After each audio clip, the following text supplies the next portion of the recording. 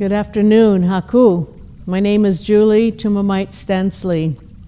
I'm here in my hometown in the Ojai Valley out here at the Ventura River.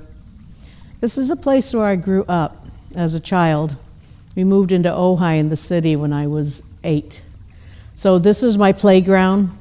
This was my place where we sat around and spent my time looking for the pretty rocks. Never really got too much in the water because I didn't know how to swim. But I played with the ladybugs, we played with the crawdads. It is such a lovely place. It is our watershed here. It is a way that the water makes its way through those high mountains behind me, where it all starts, where the cloud people come in. And I'm here to help send a message. And as Creator flows through us and has us present in ways that, in language that people need to hear and understand from us as Native peoples. I appreciate being asked to send this message in prayer to all of you on behalf of Los Padres Forest Watch and Jeff Kuiper. And thanks to him and all the people who work for him, who work with him, and are behind the scenes, those that volunteer their time and energy for the research that is done and the excellent work that they do to bring all the information to people, and how they are inclusive with the Native communities in our region here. So my thanks goes to them. We are here to talk about the importance of that type of work, that type of activism, and the importance of why sometimes we do have to get in order and get out the strength to align ourselves to a bigger cause. And they're always there to help facilitate that and make that accessible to just get together and spread that message.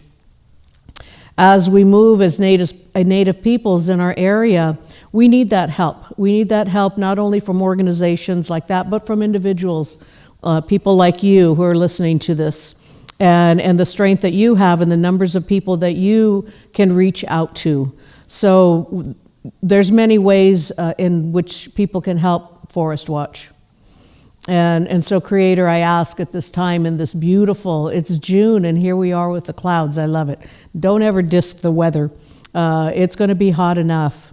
So as our Olop here to the east, I ask Creator to say thank you. Thank you for this day. Thank you for this opportunity to be able to speak on behalf of my ancestors. This river, this land was the place where my great-great-grandmother, Maria Ricarda, grew up in this river, played in this same water, lived and unfortunately died in Mission Period, but her family and her spirit are here in this land.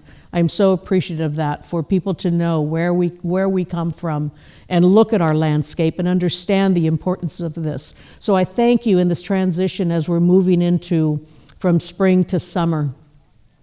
And we move on to Minawan, the south. So Creator, we thank you again, and thank you, ancestors, for being present with us, that we look to be of service of where we can to help people understand, help people when we do need to have them unite with us and fight with us for the bigger cause, for the greater good, for those future people, our children, our grandchildren, our great-grandchildren, our great-great-grandchildren, and all those that have come before us as well, that have led that path and made that road for us to walk on, to remember their voice, remember their words, remember the involvement and the relationship here with this water. Oh, to know all these plants around us and to thank them, even the animals that are incorporated into this place.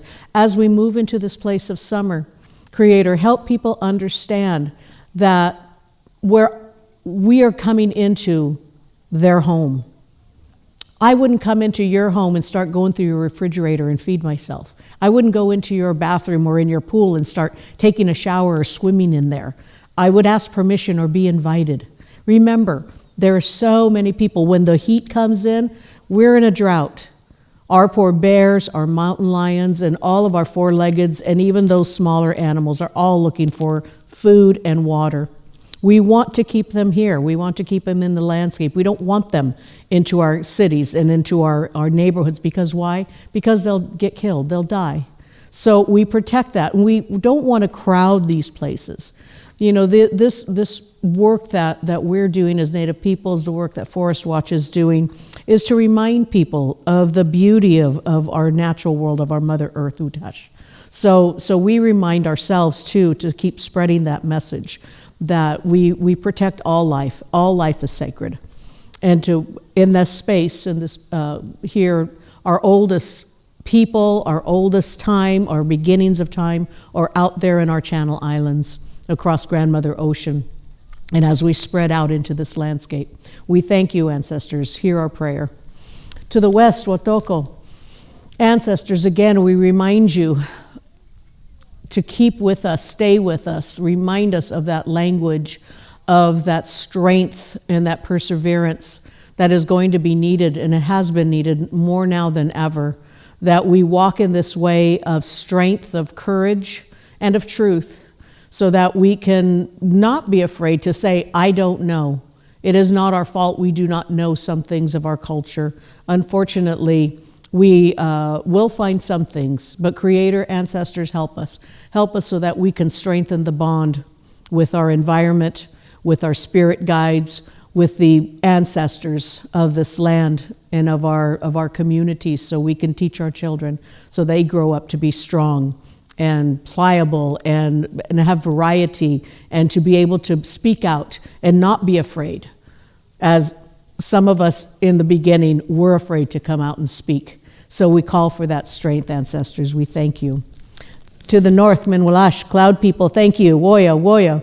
So that we bring in the moisture, we bring in the rain, so that we are not finished, so that all of this abundance around us, the cattails, the willow, the sycamores, the grandmother oaks, all the little fish in the water, we thank you. We thank you so much. We are so grateful for this gift, that we are not finished with that rain. We are fighting many different things in many different agencies.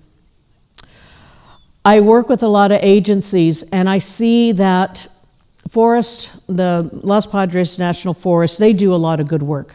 I don't have a whole lot against them, but when these circumstances come in about the fires and protection, I understand that. We saw the damage of what fire does, but we also see the damage that colonizing the earth from other nations and bringing in other invasive plants have done to exacerbate those fires and to spread those fires. For the deforesting and the cutting down of trees in Pine Mountain, I'm really not for that. For our sacred places, our mountains, and those places of unique, diverse landscapes, to Mount Pinos, Hewinemu, the place that nobody knows where, our sacred place. In my letter, I said, by going out there and destroying and taking, we are condoning death. We have very strict rules about that place, that center of our universe. So we hope that with our voice, and your voice as well, can help Forest Service understand that fire is natural. Fire is natural when the lightning strike. Fire is unnatural when it's caused by man, in which these last fires were man-made. They were not from nature. Wind came up, joined the dance, and the fires went out of control. But fire in its natural state and controlled is good for us, so we must remember that. As we move forward in our world in supporting the efforts that people need to help in these days through financial. You know, we can't do anything hardly anymore. It really takes a lot of different ways of reciprocity.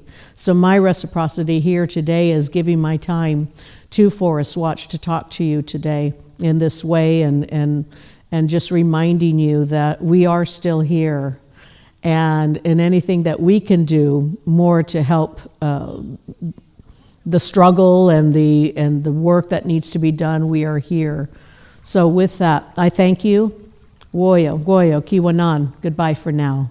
We thank you.